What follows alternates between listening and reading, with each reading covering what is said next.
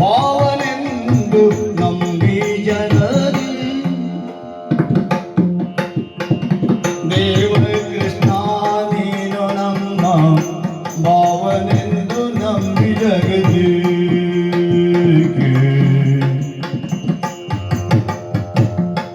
ಕೋವಿದ ಶ್ರವನ್ನು ಬಿಡಿದು ಜೀವಿಸಿದೆ ಬದೈ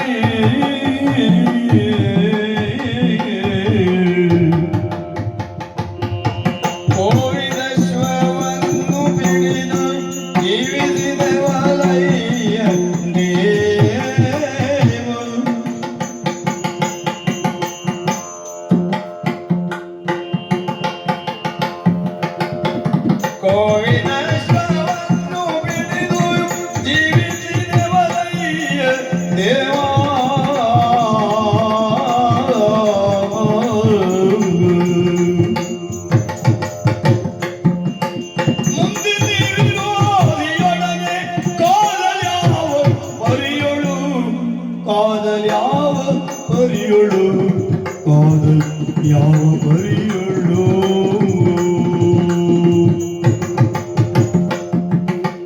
ದೇವ ಕೃಷ್ಣ ದೇವ ಕೃಷ್ಣ ಕೃಷ್ಣ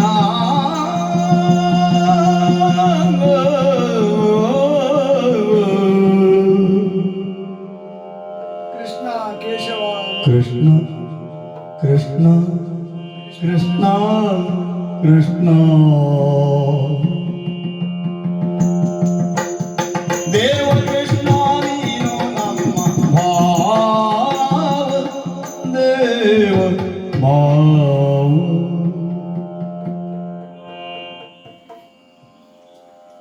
ಕೃಷ್ಣ ಕೇಶವ ಪ್ರಮರ್ಧನ ಮುಕುಂದ ಸಾವಿರ ನಾಮವನ್ನು ನಾನು ಹೇಳಬಹುದು. ಅವಶ್ಯಕತೆ ಉಂಟು. ಈಗ ಸೋತಿದ್ದೇನೆ ನಾನು, ಸುಧನ್ವ ಗೆದ್ದಿದ್ದಾನೆ. ಸಾಕು ನಿನಗೆ, ಚಂದವಾಯ್ತು ನಿನಗೆ. ನಾನು ಏನು ಮಾಡಬೇಕು ಈಗ? ಪಾಂಡವರನ್ನ ಉಳಿಸ್ತೀಯೋ, ಯಜ್ಞಾಶ್ವವನ್ನ ಪಾಂಡವರಿಗೆ ಕೊಡ್ತೀಯೋ, ನಿನಗೆ ಬಿಟ್ಟಿದ್ದು. ದೇವರೇ, ಮುಂದಿನ ದಾರಿ ನಿನಗೆ. ಬಂಧನಾಚರಣದೊಡಲ್ಲಿಗೆ ಗಲಿತಾ ಹೋಗಿದ ನಮ್ಮ ದಿನದಲ್ಲಿಗೆ ಬಂದ ಆಚರಣದೊಡಲ್ಲಿಗೆ ಗೋವಿಂದನೊಲಿದು ಬಂದ ಆಚರಣದೊಡಲ್ಲಿಗೆ ಶ್ರೀರಂಗನೊಲಿದು ಬಂದ ಆಚರಣದೊಡಲ್ಲಿಗೆ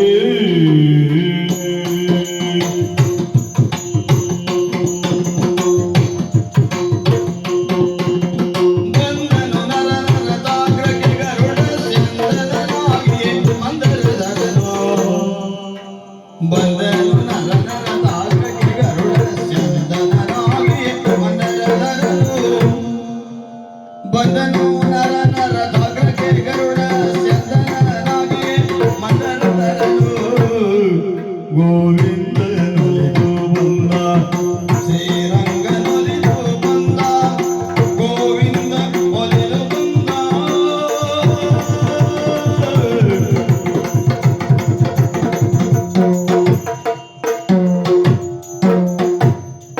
ಕಶ್ಯಪ ಮುಖ್ಯ ಮುನೀಶ್ವರರುಗಳ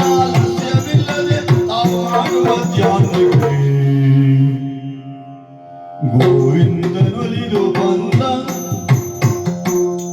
ಗೋವಿಂದನೊಲಿದು ಬಂದ ಅಲ್ಲಿಗೆ ಚಂಪಕಾವತಿಯ ರಣಕ್ಷೇತ್ರದಲ್ಲಿ ಸುಧನ್ವಾರ್ಜುನರ ಕಾಳಗ ನಡೆಯುವ ಹೊತ್ತಿಗೆ ವಿಷಮ ಪರಿಸ್ಥಿತಿಯೊಂದು ನಿರ್ಮಾಣವಾಯಿತಲ್ಲ. ಅರ್ಜುನ ನನ್ನನ್ನ ಅನವರತ ಧ್ಯಾನಿಸುತ್ತಿದ್ದಾನೆ. ಹೌದು, ಪಾಂಡವರು ಯಾವಾಗೆಲ್ಲ ನನ್ನನ್ನು ಧ್ಯಾನಿಸುತ್ತಾರೋ ಆಗೆಲ್ಲ ನಾನು ಒದಗಿ ಬರುವ ಕೈಂಕರ್ಯವನ್ನ ನನ್ನ ಬದುಕಿನಲ್ಲಿ ಹೊತ್ತವನು. ಯಾಕೆ? ಈ ಭೂತಳದಲ್ಲಿ ಧರ್ಮ ಸಂಸ್ಥಾಪನೆಗಾಗಿ ನನ್ನ ಕೈ ಆಯುಧವಾಗಿ ಪಾಂಡವರನ್ನು ಆಯ್ದುಕೊಂಡ ಕಾಲಕ್ಕೆ, ಧರ್ಮ ಮಾರ್ಗದಲ್ಲಿ ಅವರು ಅನುಸರಿಸುತ್ತಿರುವ ಕಾಲಕ್ಕೆ ವಿಘ್ನಗಳು, ವಿಷಮ ಸಂಘರ್ಷಗಳು, ವಿಷಮ ಸನ್ನಿವೇಶಗಳು ಒದಗುವುದು ಸಹಜವೇ. ಆಗೆಲ್ಲ ನಾನು ಒದಗಿದ್ದೇನೆ. ಪಾಂಚಾಲೆಯನ್ನ ತುಂಬಿದ ಸಭೆಯಲ್ಲಿ ವಸ್ತ್ರಾಪಹಾರಕ್ಕೆ ಮುಂದಾದ ಕಾಲಕ್ಕೆ, ನನ್ನನ್ನೇ ಅನನ್ಯವಾಗಿ ಸ್ತುತಿಸಿದ ಕಾಲಕ್ಕೆ ದ್ವಾರಕಿಯಿಂದಲೇ ಅನುಗ್ರಹಿಸಿದವ. ವನವಾಸದಲ್ಲಿ ಸುಯೋಧನನಿಂದ ಪ್ರೇಷಿತರಾಗಿ ಬಂದಂತಹ ದೂರ್ವಾಸರು ಪಾಂಡವರಲ್ಲಿ ಭಿಕ್ಷೆಯನ್ನ ಯಾಚಿಸಿದ ಕಾಲಕ್ಕೆ ಉಣಬಡಿಸುವುದಕ್ಕಾಗದೆ ಈ ಕೃಷ್ಣನನ್ನ ಧ್ಯಾನಿಸಿದ ಕಾಲಕ್ಕೆ ಅಲ್ಲಿಗೆ ಒದಗಿ ಅವರಿಗೆ ಅನುಗ್ರಹಿಸಿ ಆ ವಿಷಮ ಸನ್ನಿವೇಶವನ್ನು ನಿವಾರಿಸಿದವ. ಈಗೂ ಅಂತಹದೇ ಒಂದು ಸನ್ನಿವೇಶ ನಿರ್ಮಾಣವಾಯಿತಲ್ಲ.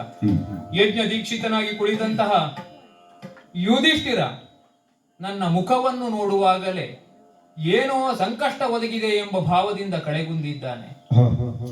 ಆತನಿಗೆ ಚಂಪಕಾವತಿಯ ರಣದ ವರ್ತಮಾನವನ್ನು ಸೂಕ್ಷ್ಮವಾಗಿ ವಿವರಿಸಿ, ನಾನೇ ಇದನ್ನು ನಿರ್ವಹಿಸುತ್ತೇನೆ, ನಿನಗೆ ಆತಂಕ ಬೇಡ ಎಂಬುದಾಗಿ ಧೈರ್ಯವನ್ನಿತ್ತಿದ್ದೇನೆ. ಇನ್ನು ತಡ ಮಾಡುವುದಲ್ಲ, ಹೋಗಲೇಬೇಕು. ಮನುಮನಿಗಳು ಸ್ತುತಿಸ್ತಾ ಇದ್ದಾರೆ. ಯೋಗಿಗಳಿಗೂ ದುಸ್ಸಾಧ್ಯನಾದಂತ ಈ ಕೃಷ್ಣ ಪಾರ್ಥನ ಒಂದು ಕೋರಿಕೆಗೆ ಒದಗಿ ಬರ್ತಾನೆ ಎಂಬ ಒಂದು ಚೋದ್ಯವನ್ನ ನಿರೀಕ್ಷಿಸ್ತಾ. ಹಾಗಾದ್ರೆ ಇದು ಕೇವಲ ಪಾರ್ಥನ ಒಂದು ಕರೆಯಲ್ಲ. ಪಾರ್ಥ ದೈನ್ಯದಿಂದ ನನ್ನನ್ನ ಯಾಚಿಸ್ತಾ ಇದ್ರೆ ಅನವರತ ಬದುಕಿನಲ್ಲಿ ನನ್ನನ್ನೇ ಕಾಣಬೇಕೆಂದು ಧ್ಯಾನಿಸುತ್ತಿರುವಂತಹ ಚಂಪಕಾವತಿಯ ಸಮಸ್ತ ಪ್ರಜೆಗಳು ಹಂಸಧ್ವಜನ ಭೂಪಾಲಕನಾದಿಯಾಗಿ ಸುಧನ್ವ ವೀರತನದಿಂದ ನನ್ನನ್ನ ಭಜಿಸ್ತಾ ಇದ್ದಾನೆ. ಹೌದು, ಈ ಕಾರಣಕ್ಕೆ ನಾನು ಒದಗಬೇಕು. ಹೇಗೆ ಒದಗೋಣ? ಸುಧನ್ವ ಯಾವ ರೀತಿಯಲ್ಲಿ ನನ್ನನ್ನ ನಿರೀಕ್ಷಿಸುತ್ತಿದ್ದಾನೋ ಅದೇ ರೀತಿಯಲ್ಲಿ ಗರುಡ ವಾಹನನಾಗಿ ಈ ಕ್ಷಣದಲ್ಲಿ ಚಂಪಕಾವತಿಯಲ್ಲಿ ಇಳಿತೇನಂತೆ.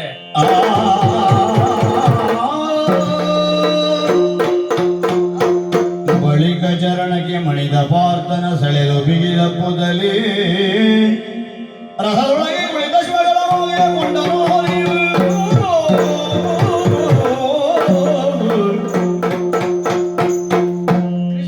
ಪಾರ್ಥ, ಚರಣಾರವಿಂದಗಳಲ್ಲಿ ನಾನು ನತಮಸ್ತಕನಾಗಿದ್ದೇನೆ. ಅನುಗ್ರಹಿಸಬೇಕು, ನನ್ನನ್ನು ಮುಂದುವರಿಸಬೇಕು. ಆನತಮಸ್ತಕನಾದಂತಹ ನಿನ್ನನ್ನು ನನ್ನೆರಡೂ ಕೈಗಳಿಂದ ಎತ್ತಿ ಬಿಗಿದಪ್ಪಿ ಧನ್ಯನಾದೆ. ನಿನ್ನ ಶಿರವನ್ನು ಅಘ್ರಾಣಿಸಿದ್ದೇನೆ. ನಿನಗೆ ಆದ ಆಯಾಸಗಳೆಲ್ಲವೂ ಪರಿಹಾರವಾಗುವಂತೆ ಅನುಗ್ರಹಿಸ್ತಾ ಸಾರಥಿಯ ಸ್ಥಳದಲ್ಲಿ ಕುಳಿತು, ನಿನ್ನದೇ ಆದಂತಹ ಸ್ಥಳ ಅದು. ಹೌದು, ಈಗ ಅರ್ಜುನನ ಪಾರ್ಥ ಸಾರಥಿಯಾಗಿ ಕುಳಿತು ವಾಗೆಯನ್ನ ಕೈ ಎತ್ತುಕೊಂಡು ನಮ್ಮ ಎದುರಿನ ಪಕ್ಷ ನಮ್ಮ ಈ ಬರುವಿಕೆಯನ್ನ ಯಾವ ರೀತಿ ಸ್ವೀಕರಿಸ್ತದೆ ನೋಡೋಣ. ಇನಿತು ನೋಡುತ್ತ ಗೋಪನ ತನುಜ ತನ್ನಂತರದೊಳಿ ನಿತ್ಯದೇ. ಇನಿತು ನೋಡುತ್ತ ಗೋಪನ ತನುಜ ತನ್ನಂತರದೊ ನಿತ್ಯದೇ.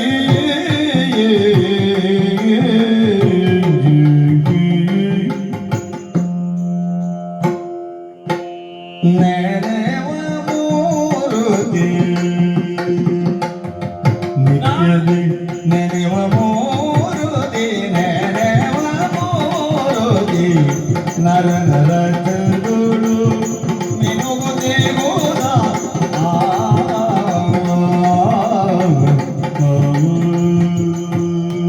ಅಕ್ಷಯಾಸ್ತ್ರವನ್ನು ಪ್ರಯೋಗಿಸಿದೆ. 1ಕ್ಕೆ 2, 2ಕ್ಕೆ 20, 20ಕ್ಕೆ 200 ಸಹಸ್ರ ಸಂಖ್ಯೆಯಲ್ಲಿ ಬಾಣವನ್ನು ಪ್ರಯೋಗ ಮಾಡಿ ಕುಂಬಿನಿಯಿಂದ ಅಂಬರದವರೆಗೆ ಹಿಂಬೀಳದಂತೆ ಮಾರ್ಗಣವನ್ನೆಸೆದು ಪಾರ್ಥನ ಸೇನೆಯವರೆಲ್ಲ ಹತದ ಪತಿತ ಪ್ರೇತಪ್ರಾಯರಾಗಿ ದರಿದ್ರಿಗೆ ಒದಗುವ ಹಾಗೆ ಮಾಡಿದೆ. ಸ್ವತಃ ಪಾರ್ಥನು ಕೈ ಸೋತು ಕುಳಿತುಕೊಂಡ ಈಗಳಿಗೆ ಸ್ವಲ್ಪ ಹೊತ್ತು ವಿಶ್ರಾಂತಿಗಾಗಿ ಅತ್ತ ಕಡೆ ಧಾವಿಸಿದ್ದೆ. ನಮ್ಮ ಆಶಯ ಅದೇ, ಪಾರ್ಥನನ್ನು ಬಡಿಯಬೇಕು, ಅವ ಕೂಗಬೇಕು, ಕೃಷ್ಣ ಕೃಷ್ಣ ಕೃಷ್ಣ ಅಂತ. ಕರು ಒಂದು ಅಂಬ ಅಂತ ಕೂಗಿದಾಗ ತಾಯಿ ಹಸಿ ಓಡು ಬರುವ ಹಾಗೆ ಇವನ ಕೂಗನ್ನು ಕೇಳಿ ಆಹರಿ ಬರಬೇಕು. ಇವನನ್ನು ರಕ್ಷಣೆ ಮಾಡುವಂತಹ ರಕ್ಷಣೆಯ ಹೊಡೆ ಹೊತ್ತಿರುವ ಲೋಕದ ಪಿತಾಮಹ ಕರೆದನಲ್ಲ, ಕೂಗಿದನಲ್ಲ, ನೋಡ್ತಾ ಇದ್ದೇನೆ. ಏನೋ ಬದಲಾವಣೆ ಆಗ್ತಾ ಇದೆ, ಏನೋ ಬದಲಾವಣೆ ಆಗ್ತಾ ಇದೆ ಪಾರ್ಥನ ಸೇನೆಯಲ್ಲಿ ಅಂತ ನೋಡಿದರೆ, ನಷ್ಟಚೇತನರಾಗಿ ಧರಾಶಾಯಿಗಳಾಗಿ ಮಲಗಿದಂತಹ ಪಾರ್ಥ ಸೇನೆಯವರೆಲ್ಲ ಒಬ್ಬೊಬ್ಬರಾಗಿ ಎಚ್ಚೆತ್ತುಕೊಳ್ತಾ ಇದ್ದಾರೆ. ಕೃಷ್ಣ ಗೋವಿಂದ ಅಂತ ಕುಣಿದು ಕುಪ್ಪಳಿಸ್ತಾ ಇದ್ದಾರೆ. ಆ ಕಡೆಯಲ್ಲಿ ನೋಡ್ತಾ ನೋಡ್ತಾ ನೋಡ್ತಾ ಬಂದು ನರನ ರಥದ ಕಡೆಗೆ ಕಣ್ಣನ್ನು ಹರಿಸಿ ಹೀಗೆ ನೋಡಿದರೆ, ಯಾರು ಬಂದಿದ್ದಾರೆ, ಯಾರು ಬಂದಿದ್ದಾರೆ? ನಾ ನೆನೆವ ಮೂರ್ತಿ ನರನ ರಥದಲ್ಲಿ ಕೊಂಗೊಳಿಸ್ತಾ ಇದ್ದಾನೆ. ಕೃಷ್ಣ, ಗೋವಿಂದ, ಮುಕುಂದ, ಮುರಾರಿ.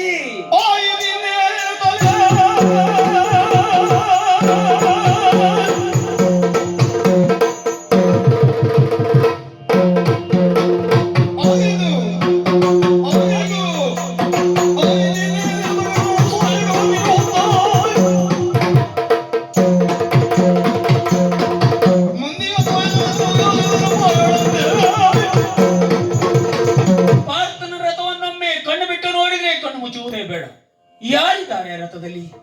ನಾನು ಪೂಜಿಸುವ ನನ್ನ ಮನೆಯ ದೇವರು ಕೃಷ್ಣ ಶ್ರೀಹರಿ ನರನ ರಥದಲ್ಲಿ ಸಾರಥಿಯಾಗಿ ಕಂಗೊಳಿಸ್ತಾ ಇದ್ದಾನೆ. ಈ ಮಹಾನುಭಾವನನ್ನು, ನನ್ನ ದೇವನನ್ನು ನೋಡುತ್ತಿರುವ ಹಾಗೆ ನನ್ನ ಕಣ್ಣು ತುಂಬಿತು, ನನ್ನ ಮನಸ್ಸು ತುಂಬಿತು, ನನ್ನ ಕರವೆರಡು ಜೋಡಾಯಿತು, ನನ್ನ ಶಿರವು ಭಾವಿತು. ಕೃಷ್ಣ, ಗೋವಿಂದ, ಮುಕುಂದ, ಮುರಾರಿ. ಆಯಿತಲ್ಲ ದೇವರೇ, ಆಯಿತಲ್ಲ. ಇನ್ನು ಆಗಬೇಕಾದದ್ದು ಏನಿದೆ ಸುಧನ್ವನ ಜೀವನದಲ್ಲಿ? ಆಗಬೇಕಾದುದೆಲ್ಲವೂ ಆಗಿ ಹೋಯಿತು. ಯಾಕೆಂದ್ರೆ ಈ ಯುದ್ಧ ಕೃಷ್ಣ ಸಂದರ್ಶನಕ್ಕಾಗಿ. ಕೃಷ್ಣನಿಗೆ ಗೊತ್ತದು ಸುಧನ್ವನ ಮನಸ್ಸೇನೆನ್ನುವುದು. ಹಾಗಾಗಿಯೇ ನನಗಾಗಿ, ನನ್ನ ಇಚ್ಛೆ ಈಡೇರಿಸುವುದಕ್ಕಾಗಿ ಓಡೋಡಿ ಬಂದಿದ್ದಾನೆ. ಆಯಿತು, ತಂದೆಗೆ ಕೊಟ್ಟ ಮಾತು ಆಯಿತು, ತಾಯಿಗೆ ಕೊಟ್ಟ ವಚನ ಆಯಿತು, ನನ್ನ ಸಹೋದರಿಗೆ ಹೇಳಿದ ಮಾತು ಆಯಿತು, ಮಡದಿ ಪ್ರಭಾವತಿಗಿತ್ತ ವಚನ. ಇನ್ನೇನಾಗಬೇಕಾದದ್ದಿದೆ, ಇನ್ನೇನಾಗಬೇಕಾದದ್ದು? ಆದರೂ ಒಂದಿದೆ, ಕಂಡೆನಲ್ಲ ಕೃಷ್ಣನನ್ನು, ಜನ್ಮ ಸಾರ್ಥಕ ಆಯಿತು ಅಂತ ಕುಳಿತುಕೊಳ್ಳುವ ಹಾಗಿಲ್ಲ. ನಾವು ನಮ್ಮ ಕರ್ತವ್ಯವನ್ನು ಮುಂದುವರಿಸಬೇಕು. ಕೃಷ್ಣ ಸಂದರ್ಶನವನ್ನು ಮಾಡಿಸು ಮಗನೇ, ತಂದೆ ಹೇಳಿದ ಮಾತು. ಕೃಷ್ಣನನ್ನು ಕಂಡ ಬಳಿಕ ಯುದ್ಧದಿಂದ ವಿಮುಖನಾಗುವಂತ ತಂದೆ ಹೇಳಲಿಲ್ಲಲ್ಲ. ಆದ್ದರಿಂದ ಕೃಷ್ಣನನ್ನು ಕಂಡರೆ ಸಾಕೆ, ಸಾಲದು, ಕೃಷ್ಣನ ಜೊತೆ ಮಾತನಾಡಬೇಕು. ಆದ್ದರಿಂದ ಗೋವಿಂದ ಎಂದನಾಗಸುದ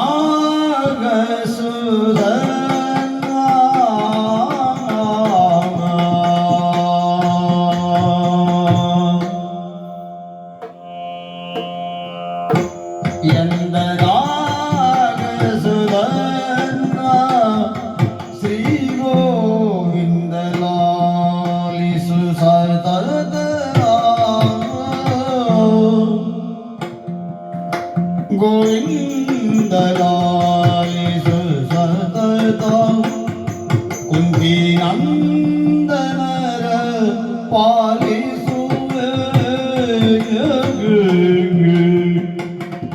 ಕುಂತಿ ನಂದನರ ಪಾಲಿಸುವೆ ಅಪಜಯ ಹೊಂದಬಡ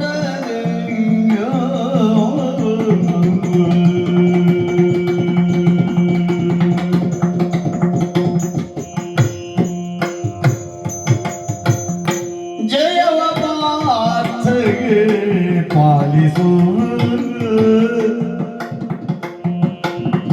ಜಯವ ಪಾರ್ಥಗೆ ಪಾಲಿಸುವೆ, ನಿರ್ಣಯವ ಬಲ್ಲೆ ದೇವ. ಜಯವ ಪಾರ್ಥಗೆ ಪಾಲಿಸುವೆ, ನಿರ್ಣಯವ ಬಲ್ಲೆ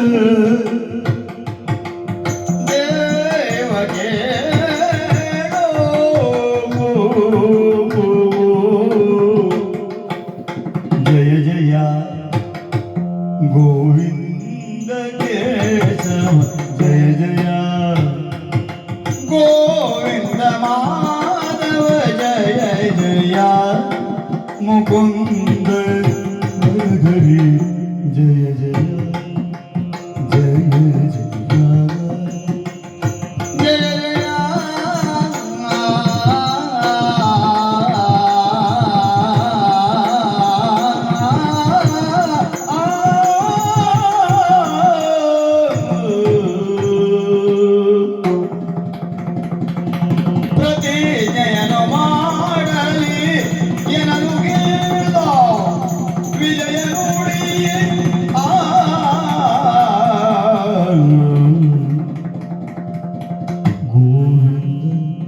ಲಾಲಿಸು ಲಾಲಿಸು ಲಾಲಿಸು.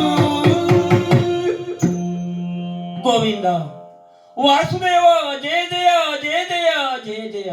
ಕೃಷ್ಣಾಯ ವಾಸುದೇವಾಯ ದೇವಕೀ ನಂದನಾಯ ಚ ನಂದ ಗೋಪ ಕುಮಾರಾಯ ಗೋವಿಂದಾಯ ನಮೋ ನಮಃ. ಕೃಷ್ಣ,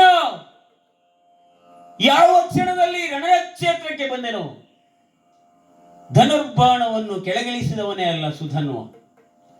ನಿನ್ನನ್ನು ಕಂಡ ಬಳಿಕ ಇದಕ್ಕೇನು ಕಾಯಕ ಎಂಬಂತೆ ಕೆಳಗೆ ಹಾಕಿದ್ದೇನೆ ಕೃಷ್ಣ. ತಲೆಬಾಗಿ ವಂದಿಸ್ತಾ ಇದ್ದೇನೆ ನಿನಗೆ. ಯಾಕೆಂದ್ರೆ ನನ್ನ ಅತ್ಯಂತ ಪ್ರಮುಖವಾಗಿರುವಂತಹ ಧ್ಯೇಯ ಉದ್ದೇಶವನ್ನು ಈಗ ನೀನು ಈಡೇರಿಸಿಕೊಟ್ಟೆ. ಎಲ್ಲ ಕಾಯಕವನ್ನು ಮಾಡಿದ್ದು ನನ್ನ ತಂದೆ ಕೃಷ್ಣ ಸಂದರ್ಶನಕ್ಕಾಗಿ. ಬಂದೆ ಅಲ್ಲ ಗೋವಿಂದ, ಒಂದೆರಡು ಮಾತುಗಳನ್ನು ನಿನ್ನಲ್ಲಿ ಆಡಬೇಕು. ಯೋಗ ಭಾಗ್ಯ ಎಂತಹದ್ದು ಈ ಪಾರ್ಥನದ್ದು. ಒಮ್ಮೊಮ್ಮೆ ಪಾರ್ಥನನ್ನು ಕಂಡಾಗ ಹೊಟ್ಟೆ ಉರಿದು ಹೋಗ್ತಾ ಇದೆ. ಯಾರಿಗೂ ಸಿಗದೇ ಇರುವಂತಹ ಯೋಗ ಭಾಗ್ಯ ಈ ಪಾರ್ಥನಿಗೆ ಸಿಕ್ಕಿತಲ್ಲ ಕೃಷ್ಣ. ನಾವು ನಿನ್ನನ್ನು ಆರಾಧಿಸುವವರು, ನಿತ್ಯ ಪೂಜಿಸುವವರು, ಮನಸ್ಸಿನೊಳಗೆ ನಿನ್ನನ್ನು ಕಾಣುವವರು, ಹೊರಗಿನಿಂದ ನಿನ್ನ ವಿಗ್ರಹಕ್ಕೆ ಆರಾಧನೆಯನ್ನು ಮಾಡುವವರು. ಒಂದೇ ಒಂದು ದಿನ ನಮಗೆ ಪ್ರತ್ಯಕ್ಷನಾಗಿ ಏನ್ ಬೇಕು ಅಂತ ಕೇಳಲಿಲ್ಲ ಕೃಷ್ಣ ನೀನು. ಆದರೆ ಅವನ ಭಾವನಾಗಿ ದೇವನಾಗಿ ಅವನ ಜೊತೆಯಲ್ಲಿ ಸದಾ ಕಾಲ ನಿಂತೆ ಬೆಂಬಲಿಗನಾಗಿ ನಿನ್ನ ಜೊತೆ ಮಾತನಾಡ್ತಾನೆ, ನಿನ್ನಲ್ಲಿ ಬೇಡಿಕೊಳ್ತಾನೆ. ಅವ ಬೇಡಿದ್ದನ್ನೆಲ್ಲ ಈಡೇರಿಸಿಕೊಡ್ತೀನಿ ನೀನು. ಛೇ ಛೇ, ನೀನು ಈ ಧರೆಗೆ ಬಂದ ಮೇಲೆ ಯಾರೆಲ್ಲ ನಿನ್ನ ಕುರಿತು ತಪಸ್ಸನ್ನು ಮಾಡಿದ್ರು, ಯಾರೆಲ್ಲ ನಿನ್ನ ಕುರಿತು ಬೇಡಿಕೊಂಡ್ರು, ಅವರೆಲ್ಲರ ಇಷ್ಟಾರ್ಥವನ್ನು ಈಡೇರಿಸಿಕೊಟ್ಟ ಮಹಾನುಭಾವ ನೀನು. ಎಂತವರು ಈ ಪಾರ್ಥ, ಎಂತವರು ಗೋಕುಲದ ಗೋಪರು ನನಗೊಮ್ಮೊಮ್ಮೆ ಅನಿಸುವುದು. ಛೇ, ಅವರಿಗೆ ಸಿಕ್ಕಿದ ಭಾಗ್ಯ ಸುಧನ್ವನಿಗೆ ಸಿಕ್ಕದೆ ಹೋಯಿತಲ್ಲ. ನಂದ ಗೋಕುಲದ ಗೋಪಾಲರು ನಿನ್ನ ಜೊತೆ ಒಡನಾಟವನ್ನು ಇಟ್ಟುಕೊಂಡು ಅವರ ಬದುಕನ್ನು ಸಾರ್ಥಕಪಡಿಸಿಕೊಂಡ್ರಂತೆ. ಆ ಗೋವುಗಳು ನಿನ್ನ ವೀಣಾನಾದವನ್ನು ಕೇಳಿ ಕೇಳಿ ಕೇಳಿ ತಮ್ಮ ಬದುಕನ್ನು ಸಾರ್ಥಕಪಡಿಸಿಕೊಂಡವಂತೆ. ಯಾವ ಭಾಗ್ಯವೂ ಸಿಗಲಿಲ್ಲ ಕೃಷ್ಣ. ಯಮುನೆಯ ತಡಿಯಲ್ಲಿ ಒಂದು ಹುಳಿಯಾಗಿ ಬಿದ್ದಿದ್ರೆ ನಿನ್ನ ಪಾದ ಸ್ಪರ್ಶದಿಂದ ನನ್ನ ಬದುಕು ಪಾವನವಾಗಿ ಹೋಗ್ತಾ ಇತ್ತು. ಒಂದು ತುಳಸಿಯ ದಳವಾಗಿ ಇದ್ದಿದ್ರೆ ನಿನ್ನ ಕೊರಳಲ್ಲಿ ಮಾಲೆಯಾಗಿ ಅಲಂಕರಿಸಿಕೊಂಡು ನನ್ನ ಜನ್ಮವನ್ನು ಸಾರ್ಥಕಪಡಿಸಿಕೊಳ್ಳಬಹುದಿತ್ತು. ಅರ್ಜುನನಾಗಿ ಹುಟ್ಟಿದ್ರೆ ಬದುಕು ಸಂಪೂರ್ಣವಾಗಿ ಸಾರ್ಥಕವಾಗ್ತಾ ಇತ್ತು. ಆ ಯಾವ ಭಾಗ್ಯವೂ ನಮಗೆ ಸಿಗಲೇ ಇಲ್ಲ ಕೃಷ್ಣ. ಸಾವಿರಾರು ವರ್ಷಗಳವರೆಗೆ ತಪಸ್ಸನ್ನು ಆಚರಿಸಿದ್ರು ಅಂತಹ ಮನುಮುನಿಗಳಿಗೂ ಆ ಗೋಚರ ನೀನು. ಆದ್ರೆ ಅರ್ಜುನನಿಗೆ ಮಾತ್ರ ನಿತ್ಯ ಸಿಗತಿ. ನಾವು ಇಷ್ಟು ಕಾಲ ಪೂಜಿಸಿದರೂ ನಿನ್ನನ್ನು ನೋಡುವುದಕ್ಕಾಗಲಿಲ್ಲ. ಯಾವಾಗ ಪಾರ್ಥನನ್ನು ಬಡಿದೆನೋ ಆವಾಗ ಬಂದೆಯಲ್ಲ ದೇವ, ಬಂದೆಯಲ್ಲ ಇಲ್ಲಿಗೆ. ಹೌದು, ಇನ್ನೇನು ಬೇಕು ನನಗೆ? ನೀನು ಬಂದರೂ ನಾನು ಕೇಳಿದ್ದನ್ನು ನನಗೆ ಕೊಡುವವನಲ್ಲ ಅಂತ ಗೊತ್ತಿದೆ ಕೃಷ್ಣ. ಜಯವ ಪಾರ್ಥಗೆ ಪಾಲಿಸುವೆ, ನಿರ್ಣಯವ ಬಲ್ಲೆನು ದೇವ. ಯಾಕೆಂದ್ರೆ ಅವನಮ್ಮನಿಗೆ ಮೊದಲೇ ಮಾತು ಕೊಟ್ಟವನು ನೀನು. ಮೊದಲು ಕೊಟ್ಟ ಮಾತಿಗಿಂತಲೂ ಆಮೇಲೆ ಮಾತನ್ನು ಕೊಟ್ಟು ಸಿಕ್ಕಿ ಬೀಳುವವನೇ ಅಲ್ಲ ನೀನು. ನಿನ್ನ ನಿರ್ಣಯವ ಬಲ್ಲೆನು. ಆದ್ದರಿಂದ ಯುದ್ಧದಲ್ಲಿ ಪಾರ್ಥನಿಗೆ ಜಯವನ್ನು ಕರುಣಿಸು. ಹಾಗಿದ್ರೆ ನನಗೇನು? ನಿನ್ನನ್ನು ಕರೆಸಿದ ಉದ್ದೇಶದ ಸಾಫಲ್ಯತೆ ಎಲ್ಲಿ ಕೃಷ್ಣ? ಒಂದು ಮಾತು ಆಡಿಬಿಡ್ತೇನೆ, ಕೊಡು ಪಾರ್ಥನಿಗೆ ಈ ದುರದಲ್ಲಿ ಜಯವನ್ನು. ಆದರೆ ನನಗೆ ನಾನು ಅಪೇಕ್ಷಿಸಿದ್ದನ್ನು ಕೊಡು. ನೀನು ಕೊಡ್ತೀಯಂತ ಭರವಸೆ ಇದೆ ನನಗೆ. ಯಾರೆಲ್ಲ ಮನಸ್ಸಿನಲ್ಲಿ ಏನು ಅಂದುಕೊಂಡರೋ ಅವರನ್ನು ಈಡೇರಿಸಿಕೊಟ್ಟವನು ನೀನು. ಕಾಮಜನಕ ಅಂತ ಕರೆಯುವುದು ಎಲ್ಲವರ ಮನಸ್ಸಿನೊಳಗಿದ್ದು, ಎಲ್ಲ ವಸ್ತುವಿನೊಳಗಿದ್ದು ಯಾವುದು ಏನು ಎನ್ನುವುದನ್ನು ತೋರಿಸಿಕೊಡುವವನು ಇಡೀ ಪ್ರಪಂಚಕ್ಕೆ. ಆದುದರಿಂದಲೇ ಸರ್ವಾಂತರ್ಯಾಮಿಯಾದ, ಸರ್ವಾತ್ಮಕನಾದ, ಸರ್ವಶಕ್ತನಾಗಿರುವಂತಹ ನಿನಗೆ ತಲೆಬಾಗಿ ಕೃಷ್ಣ, ಪಾರ್ಥ ಹಾಗೊಮ್ಮೆ ವೀರನೇ ಆದರೆ ಅವನ ವೀರತನವನ್ನು ಪ್ರಪಂಚದಲ್ಲಿ ತೋರ್ಪಡಿಸುವ ಕಾಲಕ್ಕೆ ನಿನ್ನ ಮುಂಗಡೆಯಲ್ಲಿ ಪಂಥವನ್ನು ಮಾಡಿಯೇ ಗೆದ್ದಿದ್ದು ಅಂತ ಕೇಳಿದ್ದೇವೆ. ಈಗ ಪಂಥಾಹ್ವಾನವನ್ನು ಪಾರ್ಥನಿಗೆ ಕೊಡ್ತೇನೆ. ಸುಧನ್ವನನ್ನು ಗೆಲ್ಲುವುದು ನಿನ್ನ ಪಾರ್ಥ ಸತ್ಯವಾದರೆ ಮಾಡಲಿ.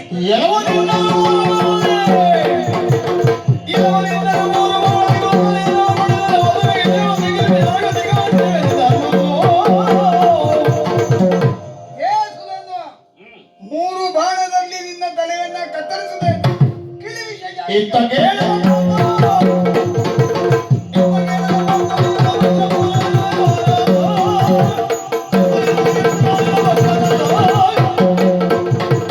ಸುಧನ್ವನ ತಲೆಯನ್ನು ಕತ್ತರಿಸುವುದಕ್ಕೆ 3 ಬಾಣ ಅಲ್ವಾ? 100 ಬಾಣವನ್ನು ಇದುವರೆಗೆ ಬಿಟ್ಟು ಕಳ್ಕೊಂಡಿದ್ದಿ. ಈಗ 3 ಬಾಣ ಅಂತ ಪ್ರತಿಜ್ಞೆ ಮಾಡ್ತಾ ಇದ್ದಿ.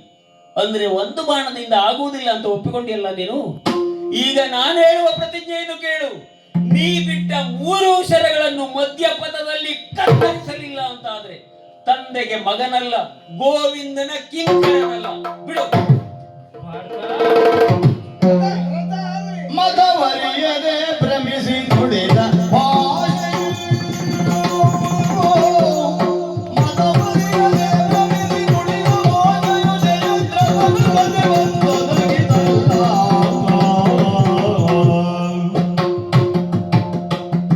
ಅತಿ ಸತ್ಯ ಸಂದ ಸೋನ್ನತ ಸ್ವಾಗತಿಗನೇತ ಅತಿ ಸತ್ಯ ಸಂದ ಸೋನ್ನತ ಸಾಗದಿಗ ನೀತ ಇವನ ಮದಿಯೋಡೆ ಆದಿಗಳ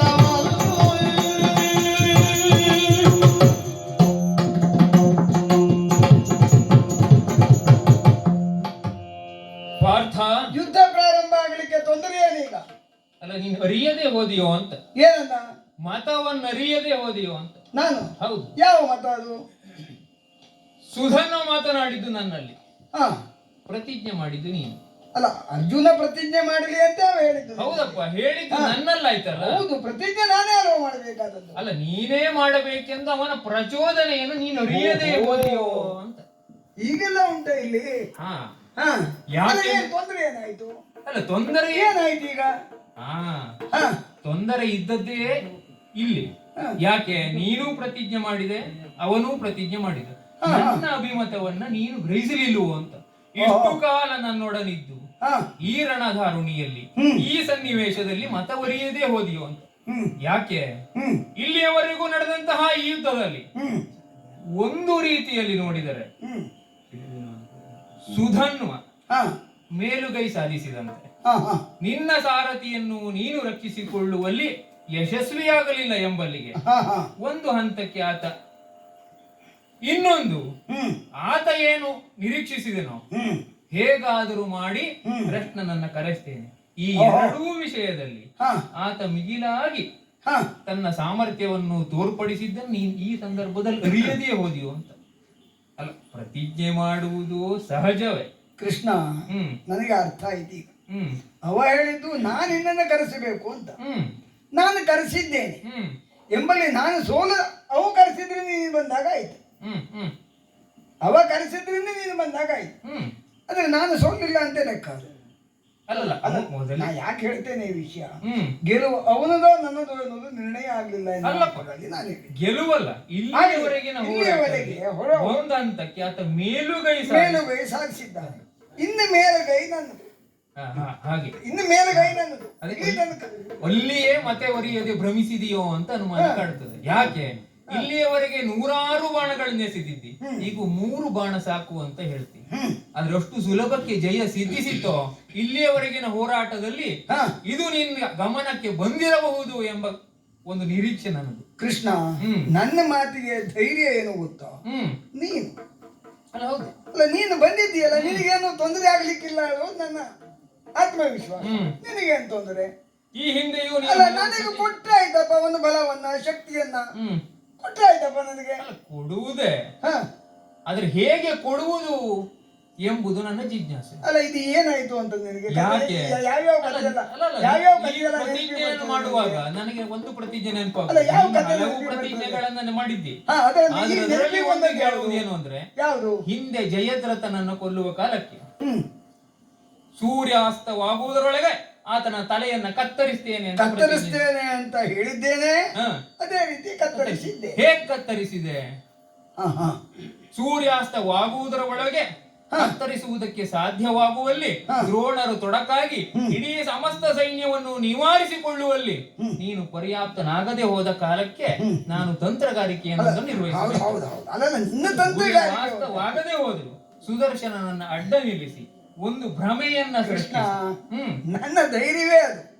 ಹೇಗೂ ಆಗಲಿ ನನ್ನ ಮಾತಿಗೆ ಒಂದು ತಂತ್ರವನ್ನ ರೂಪಿಸಿ ನಮಗೆ ಜಯವನ್ನ ತಂದು ಕೊಡುವ ಕೃಷ್ಣ ಇದ್ದಾನೆ. ಕೃಷ್ಣ ಬಂದ ಮೇಲೆ ಅಲ್ವಾ ನಾನು ಇಷ್ಟು ಮಾಡಿದ್ದು, ಹಾಗೆ ಈಗ ಮಾಡಿದ್ರೆ ಆಯ್ತಪ್ಪ. ಅದಲ್ಲೇನು ತಂತ್ರಗಾರಿಕೆಯಿಂದಲೇ ಜಯದ್ರಥನನ್ನು ಒಲಿಸಿದ್ದು. ಇದರಲ್ಲಿ ನಿನ್ನ ಬಾಹು ಸಾಮರ್ಥ್ಯ ಇಲ್ಲ ಅಂತಲ್ಲ, ಉಂಟು. ಆದ್ರೆ ನಾವು ಒಪ್ಪಿಕೊಳ್ತೇನೆ ನಿನ್ನದೇ ತಂತ್ರ. ಹೌದು, ಅಲ್ಲಿ ಹೇಗೆ ತಂತ್ರ ಮಾಡಿದ್ದೀವೋ ಇಲ್ಲೂ ಯಾವ್ದಾದ್ರು ಒಂದು ತಂತ್ರ ಮಾಡಿದ್ರೆ ಆಯ್ತಪ್ಪ. ಏನು ಜಯದ್ರಥ ಯಾರು? ಆತನಿಗೆ ವಧಾರತೆ ಯಾವಾಗಲೇ ಸಿದ್ಧಿಸಿದೆ. ಮತ್ತೆ ಆತ ದುಷ್ಟನೇ. ಹೌದು, ಪಾಂಚಾಲೆಯನ್ನು ಸೆಳೆದೊಯ್ಯುವ ಪ್ರಯತ್ನ ಮಾಡುವ ಕಾಲಕ್ಕೆ ಆತನಿಗೆ ವಧಾರತೆ ಸಿದ್ಧಿಸಿದೆ. ಆಗಲೇ ಸಾಯ್ಬೇಕಿದ್ದವು. ಅಷ್ಟು ಕಾಲ ಬದುಕಿದ ಅವ ನೀಚನೆ. ಈ ಪ್ರಪಂಚದಲ್ಲಿ ದುರಾತ್ಮನನ್ನು ಕೊಲ್ಲುವುದಕ್ಕೆ ನಾನು ಯಾವ ತಂತ್ರಗಾರಿಕೆಯನ್ನು ಮಾಡಿಯೇನು ಎಂಬುದನ್ನು ನೀನು ಮಹಾಭಾರತ ಯುದ್ಧದಲ್ಲಿ ಮನಗಂಡು ದುರಾತ್ಮನನ್ನ ದುಷ್ಟನನ್ನ ಕೊಲ್ಲಬೇಕೆ ಇದು ನಿಶ್ಚಯ. ಅದಕ್ಕೆ ಯಾವ ಮಾರ್ಗವನ್ನಾದರೂ ಅನುಸರಿಸಲಿ, ಅಧರ್ಮವನ್ನ ನಾಶ ಮಾಡಿ ಧರ್ಮ ಸ್ಥಾಪನೆ ನನ್ನ ಉದ್ದೇಶ ಎಂಬುದನ್ನು ಸ್ಥಿರಪಡಿಸಿದ್ದೇನೆ.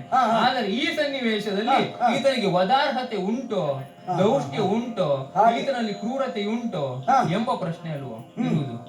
ಈತ ಸೂಂಡ್ರತ, ಮಿಗಿಲಾಗಿ ನನ್ನ ಸಾರ ಸದ್ಭಕ್ತ. ಅದಕ್ಕೂ ಹೆಚ್ಚಿನದಾಗಿ ಈತರಲ್ಲಿ ವದಾರ್ಹತೆಯನ್ನು ನಾವು ಹೇಗೆ ಕಾಣ್ಲಿಕ್ಕೆ ಸಾಧ್ಯ?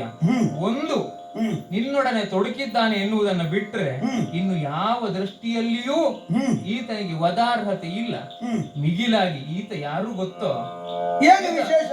ವೀರ ವೈಷ್ಣವನಿವನು ನಿನ್ನಂತಯನಾಗೆ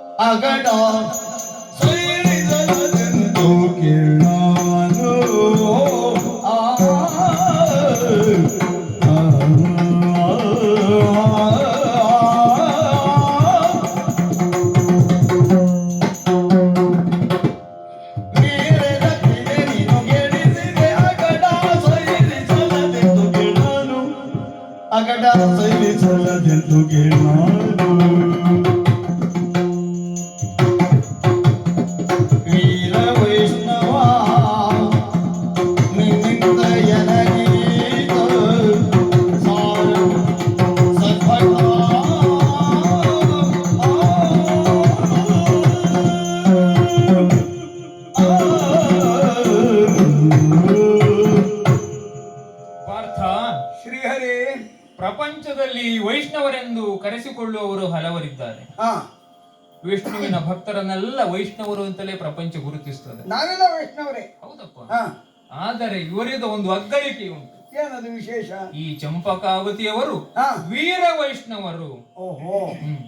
ವೀರ ಎಂಬ ಶಬ್ದಕ್ಕೆ ಅರ್ಥವೇ ಹಾಗಲ್ವೇ? ಹಾ ಹಾ ಅನ್ಯ ಪ್ರೇರಣೆಯನ್ನುಳಿದು ತಾನೇ ಸ್ವತಂತ್ರವಾಗಿ ಮತ್ತು ಸ್ವಯಂ ಪ್ರೇರಣೆಯಿಂದ ಕಾರ್ಯದಲ್ಲಿ ತೊಡಗುವವನು ಅಂತ. ಹಾ. ಯುದ್ಧ ಭೂಮಿಯಲ್ಲಿ ವೀರ ಅಂದ್ರೂ ಅದೇ ಅಲ್ವೇ? ಹಾ. ಅನ್ಯ ಪ್ರೇರಣೆಯನ್ನು ಹೊರತುಪಡಿಸಿ ಹ್ಮ್ ತನ್ನದಾದಂತಹ ಸಾಮರ್ಥ್ಯದಿಂದಲೇ ಹಾ ಯುದ್ಧದಲ್ಲಿ ತನ್ನ ಧರ್ಮದಲ್ಲಿ, ಯುದ್ಧ ಅಂದ್ರೆ ಕ್ಷತ್ರಿಯರಿಗೆ ಸ್ವಧರ್ಮವೇ ಅಲ್ವೇ? ಹೌದು. ಹಾಗಾಗಿ ಆ ಧರ್ಮದಲ್ಲಿ ಸ್ವಯಂ ಪ್ರೇರಣೆಯಿಂದ ತೊಡಗುವವನು ಎಂಬ ಶಬ್ದಕ್ಕೆ ವೀರ ಅಂತ ಅರ್ಥ. ಹಾ ಹಾ ಆಯ್ತಾ? ಧರ್ಮದಲ್ಲಿಯೂ ವೀರ, ಹ್ಮ್ ಧಾರ್ಮಿಕನಾಗಿಯೂ ವೀರ. ವೀರ ಎಂಬ ಪದ ಯಾವಾಗಲೂ ದಯೆ, ದಾನ, ಧರ್ಮ, ಯುದ್ಧಗಳಿಂದ ಕಂಗೊಳಿಸಿದಾಗಲೇ ಆ ಶಬ್ದಕ್ಕೊಂದು ಅರ್ಥ ಪರಿಪೂರ್ಣತೆ ದೊರಕುತ್ತದೆ ಪಾರ್ಥ. ಆದ್ರೆ ಇವರು ಧರ್ಮವನ್ನು, ದಯೆಯನ್ನು, ದಾನವನ್ನು ಎಲ್ಲದರಲ್ಲೂ ಪರಿಪೂರ್ಣತೆಯನ್ನು ಹೊಡೆದಿದಂತಹ ವೀರ ವೈಷ್ಣವರಿದ್ದಾರೆ. ನೀನು ಭಕ್ತನೇ, ಈತ ಪರಮ ಭಕ್ತ. ಹಾಗಾಗಿ ಮುಂದು ದೃಷ್ಟಿಯಲ್ಲಿ ನೋಡುವುದಾದರೆ ಅನ್ಯ ಚಿಂತೆಯನ್ನುಳಿದು ಭಜಿಸುವವನಿವ. ಅವನಿಗೆ ಬೇರೆ ಚಿಂತೆಯೇ ಇಲ್ಲ. ಅನವರತಲೂ ಭಗವಂತನಾದಂತಹ ಶ್ರೀಕೃಷ್ಣನನ್ನ ಎಂದು ಕಾಣ್ತೇನೋ ಅವತ್ತು ನನ್ನ ಬದುಕಿನ ಸಾರ್ಥಕವಾದಂತಹ ಗಳಿಗೆ ಎಂಬಂತಹ ಏಕೈಕ ಚಿಂತೆ. ಅನ್ಯ ಚಿಂತೆ ಇಲ್ಲ ಅಂದ್ರೆ ಬೇರೆ ಯಾವ ಚಿಂತನೆಯೂ ಇಲ್ಲ ಅಂತ ಅರ್ಥ. ಇರುವುದು ಒಂದೇ ಚಿಂತನೆ, ಅದು ಭಗವತ್ ಚಿಂತನೆ, ವೈಷ್ಣವ ಚಿಂತನೆ. ಹಾಗಾಗಿ ನಿನ್ನಿಂದಲೂ ಸಾರ ಸದ್ಭಕ್ತ ನನಗೆ. ಇನ್ನೂ ಒಂದುಂಟು, ನಮ್ಮಿಬ್ಬರಿಗೂ ಮಿಗಿಲಾಗಿ ಒಂದು ವ್ರತವನ್ನ ಈತ ಆಚರಿಸಿದ್ದ. ಏನು ವಿಶೇಷ?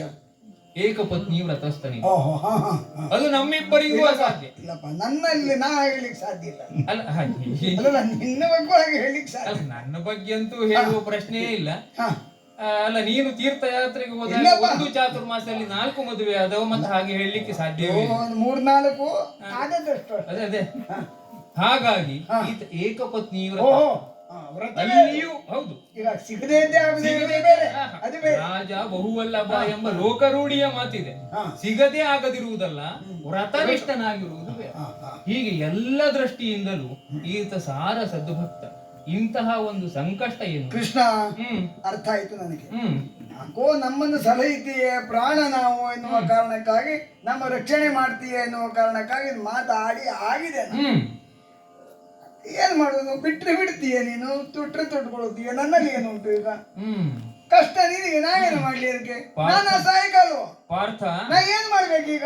ಅದೇ ಪಾರ್ಥ, ಒಂದು ಕಡೆ ಮಮ ಪ್ರಾಣಾಹಿ ಪಾಂಡವ ಅಂತ ಹೇಳಿ ಆಗಿದೆ.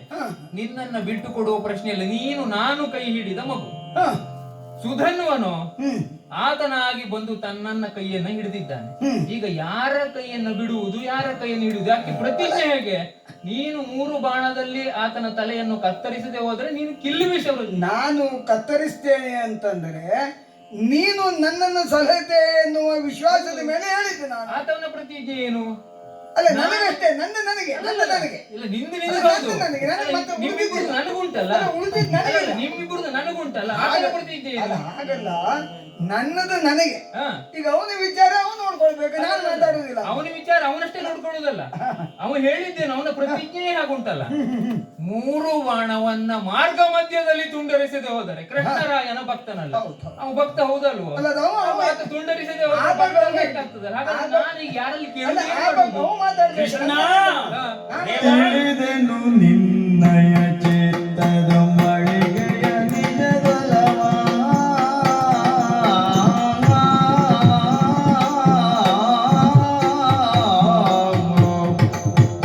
ತಿಳಿದೆನು. ನಿನ್ನಯ ಚಿತ್ತದ ಮಳಿಗೆಯ ನಿಜದಲವ ಇನ್ನಳಿಯುವುದು ಗಾಯವು ಜಗದೊಳಗುಳಿಯುವವು ಕೀರ್ತಿಗಳು. ಶ್ರೀಲೋಲನೆಗೆ ಪಾಂಡವ ಬಾಲಕನೆಂಬಿ ಬಿರುದ ಮೂಲೋಗದಿ ತಾಳಿಗೆ ಇನ್ನಾಲೋಚಿಸಲ್ಯಾಗೆ ದೇವಾ ತಿಳಿದೆನು ನಿನ್ನಯ ಚಿತ್ತದ ಮಳಿಗೆಯ ನಿಜ ಬಲವ. ಕೃಷ್ಣ, ನಿನ್ನ ಸಂಕಷ್ಟ ಏನೆನ್ನುವುದು ನನಗೀಗ ಅರ್ಥ ಆಯ್ತು. ಅವ ಒಂದು ಹೇಳ್ತಾನೆ, ನೀನು ಅವನನ್ನು ಸಮಾಧಾನ ಪಡಿಸುವುದಕ್ಕೆ ಹೋಗ್ತಿ. ಅವ ಬಿಡುವುದಿಲ್ಲ, ಪ್ರತಿಜ್ಞೆ ಮಾಡಿ ಆಗಿದೆ. ಎಷ್ಟು ದೊಡ್ಡ ಬಾಯಿ ಮಾಡ್ಲಿ, ನಂದೇನಿಲ್ಲ ಅಂತ. ಅವನದ್ದು ಏನೂ ಇಲ್ಲ ಅಂತ. ನಿನ್ನ ಬಂಡವಾಳದಲ್ಲಿಯೇ ವ್ಯಾಪಾರ ಮಾಡೋದು ಈಗ ಅವನು. ಅವನದ್ದು ಏನುಂಟು? ಅವನ ಬಂಡವಾಳ ಎಲ್ಲ ಕಳೆದು ಹೋಗಿದೆ ಈಗ. ನೀನು ಅವನ ಮಾತನ್ನು ಉಳಿಸಬೇಕು. ಯೋಚನೆ ಮಾಡು ಕೃಷ್ಣ, ಇದು ಭಕ್ತರ ಮಧ್ಯದಲ್ಲಿ ನಡೆಯುತ್ತಾ ಇರುವಂತಹ ಸಂಘರ್ಷ. ಇದು ಪ್ರಪಂಚದಲ್ಲಿ ಎಷ್ಟು ಜನ ಭಕ್ತರಿಲ್ಲ? ಗಾಣಪತ್ಯರಿದ್ದಾರೆ, ಶಾಕ್ತರಿದ್ದಾರೆ, ಶೈವರಿದ್ದಾರೆ, ವೈಷ್ಣವರಿದ್ದಾರೆ, ವೀರಶೈವರಿದ್ದಾರೆ, ವೀರ ವೈಷ್ಣವರಿದ್ದಾರೆ. ಮತ್ತೆ ಹೆಚ್ಚಿಗೆ ಕೇಳಿದ್ರೆ ಇನ್ನು ಬಜರಂಗ ದಳದವರು ಇದ್ದಾರೆ, ಶ್ರೀರಾಮ ಸೇನೆಯವರು ಇದ್ದಾರೆ. ಎಲ್ಲ ಬೊಬ್ಬೆ ಹಾಕುವುದು ಒಂದೇ, ನಮ್ಮ ದೇವರು ಹೆಚ್ಚು, ನಮ್ಮ ದೇವರು ಹೆಚ್ಚು. ಸೇರಿ ಸೇರಿ ಅವರವರೊಳಗೆ ಕಾಳಗ, ಅವರವರೊಳಗೆ ಜಗಳ. ಇದೇ ಅಲ್ವಾ ಪ್ರಪಂಚದಲ್ಲಿ ಆಗುವುದು. ಹಾಗಾದ್ರೆ ನೀನೇ ಹೇಳ್ತಿ ಪ್ರಪಂಚದಲ್ಲಿ ದೇವರೊಬ್ಬನೇ, ನಾಮ ಹಲವು. ಇದನ್ನು ಒಪ್ಪುದಿಲ್ಲ ಅವರು. ಈಗ ಇಲ್ಲ ಆಗ್ತಾ ಇರುವ ಕಾಳಗ ಅದಲ್ಲ. ಇಲ್ಲ ಆಗ್ತಾ ಇರುವುದು ಇಬ್ಬರು ನಿನ್ನ ಭಕ್ತರೇ, ನೀನು ಹೆಚ್ಚು ಅಂತ ಒಪ್ಪಿಕೊಂಡವರೇ. ಆದ್ರೆ ಒಂದು ಉದ್ದೇಶಕ್ಕಾಗಿ ಈ ಹೋರಾಟ ನಡೀತಾ ಇದೆ. ಈಗ ಮಕ್ಕಳಿಬ್ಬರು, ತಾಯಿ ಒಬ್ಬಳು, ವಸ್ತು ಒಂದು. ಎರಡೂ ಜನ ಮಕ್ಕಳು ಒಂದೇ ವಸ್ತುವನ್ನು ಅಪೇಕ್ಷೆ ಪಟ್ಟರೆ ತಾಯಿಯಾದವಳಿಗೆ ಕೊಡುವುದು ಕಷ್ಟ. ಪಾಲ್ ಮಾಡುವ ಹಾಗಿಲ್ಲ. ವಸ್ತು ಒಬ್ಬರಿಗೆ ಕೊಟ್ಟರೆ ಇನ್ನೊಬ್ಬರಿಗೆ ದುಃಖ ಆಗ್ತದೆ. ತಾಯಿ ತಾರತಮ್ಯವನ್ನು ಮಾಡಕೂಡದು. ಹಾಗೆ ಈಗ ನಿನಗೆ ಬಂದಿದ್ದು ಇಂತಹ ಸಂಕಷ್ಟ. ಒಬ್ಬ ದೇವರು, ಎರಡು ಜನ ಭಕ್ತರು, ನಡೆಯುತ್ತಾ ಇರುವುದು ಕಾಳಗ. ನನಗೂ ಜಯ ಬೇಕು, ಅವನಿಗೂ ಜಯ ಬೇಕು. ಯುದ್ಧ ನಿರ್ಣಯ ಆಗ್ತದ ಕೃಷ್ಣ? ಯುದ್ಧ ನಿರ್ಣಯ ಆಗುವುದು ಯಾವಾಗ? ಒಬ್ಬರಿಗೆ ಜಯ, ಇನ್ನೊಬ್ಬರಿಗೆ ಸೋಲು. ಅರ್ಜುನನು ಅದನ್ನೇ ಅಪೇಕ್ಷಿಸ್ತಾನೆ, ಸುಧನುವನು ಅದನ್ನೇ ಅಪೇಕ್ಷಿಸ್ತಾನೆ ಅಂತಾದ್ರೆ ದೇವನಾಗಿ ನೀನು ಈರುವರೆಗೂ ಜಯವನ್ನು ಕೊಟ್ಟು ಯುದ್ಧವನ್ನು ಅಂತ್ಯಗೊಳಿಸುವುದಕ್ಕೆ ಸಾಧ್ಯ ಉಂಟ? ಇಲ್ಲ. ನಮಗೆ ಜಯ ಅಂತ ಆದರೆ ಅರ್ಜುನ ಕುದುರೆಯನ್ನು ಬಿಟ್ಟು ಹಸ್ತಿನಾವತಿಗೆ ಹೋಗಬೇಕು. ಅರ್ಜುನಿಗೆ ಜಯ ಅಂತ ಆದರೆ ನಾವು ಕುದುರೆಯನ್ನು ಬಿಟ್ಟು ಕೊಡಬೇಕು. ಈಗ ಇಬ್ಬರಿಗೂ ಹೇಗೆ ಜಯವನ್ನು ಕೊಡ್ತೀನಿ ನೀನು? ಸಾಧ್ಯವೇ ಇಲ್ಲದೆ ಇರುವಂತಹ ಮಾತಿದು. ಹಾಗಿದ್ದರೆ ಭಕ್ತನಾಗಿ ದೇವನಾದ ನಿನ್ನ ಕಷ್ಟವನ್ನು ಅರ್ಥ ಮಾಡಿಕೊಂಡು ನಿನ್ನ ಸಮಸ್ಯೆಗೆ ನಾನೊಂದು ಉತ್ತರವನ್ನು ಕೊಡ್ತೇನೆ ದೇವರೇ.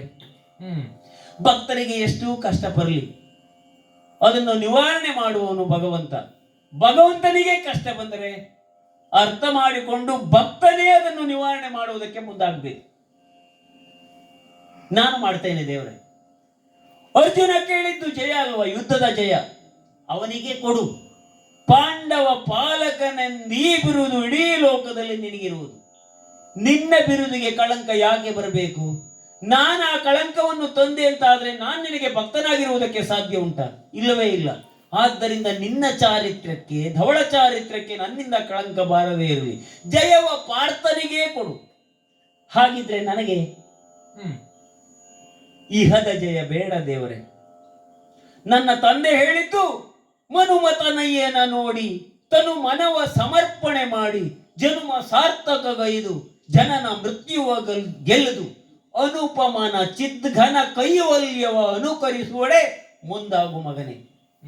ಹಾಗಿದ್ರೆ ಈ ಇಹದ ಜಯಕ್ಕೆ ಅರ್ಥವೇ ಇಲ್ಲ ಅಂತ ನನ್ನ ತಂದೆಯವರೇ ಆದೇಶವನ್ನು ಕೊಟ್ಟ ಮೇಲೆ ನಾನು ಇನ್ನೊಂದು ಅಪೇಕ್ಷೆಯನ್ನು ಯಾಕೆ ಮುಂದಿಡ್ಲಿ? ಮುಂದಿಟ್ರೆ ಆ ತಂದೆಗೆ ಸರಿಯಾದ ಮಗ ಆಗುವುದಕ್ಕೆ ಸಾಧ್ಯ ಇಲ್ಲ. ಅಪ್ಪನಿಗೆ ಸರಿಯಾದ ಮಗನೇ ಆಗದೇ ಇದ್ರೆ ದೇವರಿಗೆ ಸರಿಯಾದ ಭಕ್ತನೇ ಆಗುವುದಿಲ್ಲ. ಆದ್ದರಿಂದ ತಂದೆಯ ಆಶಯವನ್ನೇ ಈಡೇರಿಸಿಕೊಡು. ನನಗೆ ಪರದ ಜಯ, ಮೋಕ್ಷ, ಸಾಯುಜ್ಯ ಅದನ್ನು ಕೊಡು ದೇವರೇ. ವೀರ ಸ್ವರ್ಗ ಅಲ್ಲ, ಪರಮ ಸಾಯುಜ್ಯ. ಸಾಯುಜ್ಯ ಸಿಗುವುದೆಲ್ಲಿ? ಹರಿಯ ಪಾದದಲ್ಲಿ ಮಾತ್ರ. ಹರನ ಪಾದವನ್ನು ಸೇರಿದ್ರು ಸಾಯುಜ್ಯ ಇಲ್ಲ, ಬ್ರಹ್ಮನ ಪಾದವನ್ನು ಸೇರಿದ್ರು ಸಾಯುಜ್ಯ ಇಲ್ಲ. ಅದೆಲ್ಲ ಸಾಮೀಪ್ಯ ಸಾರೋಪ್ಯಗಳಷ್ಟೇ. ಸಾಯುಜ್ಯ ಅಂತ ಬರಬೇಕು ಅಂತ ಆದರೆ ನಾರಾಯಣನ ಪದವನ್ನೇ ಸೇರಬೇಕು. ನಾರಾಯಣ ನಿನ್ನ ಪದವನ್ನು ಸೇರುವುದಕ್ಕೆ ಸುಧನ್ವ ಸಿದ್ಧನಾಗಿದ್ದಾನೆ. ಆ ಪರಮ ಸಾಯುಜ್ಯವನ್ನು ಸುಧನ್ವನಿಗೆ ಕೊಡು, ಇಹದ ಜಯವನ್ನು ಪಾರ್ಥನಿಗೆ ಕೊಡು.